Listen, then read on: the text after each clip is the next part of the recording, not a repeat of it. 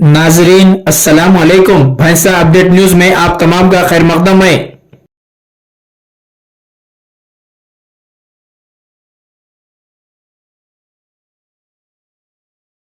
अस्सलाम वालेकुम। मैं doctor Sanobar Rahman, Epics consultant obstetrician and gynaecologist, Epics hospital.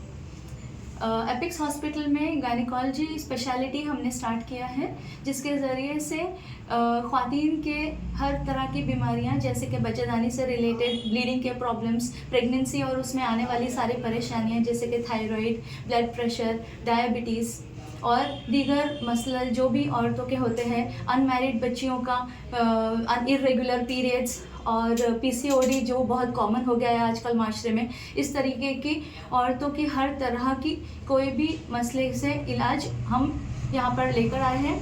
और मैं आपको एक खुशखबरी देना चाहूँगी कि हम एवरी फ्राइडे मतलब रोज़ जुमे के दिन एक फ्री कंसल्टेशन रखेंगे हर एक पेशेंट के लिए जो हमसे रुजू होगा। Every Friday free consultation every week. मैं आप लोगों से रिक्वेस्ट करती हूँ कि आप लोग एक बार आके हमारे हॉस्पिटल के सारी सर्विसेज का फ़ायदा उठाएं।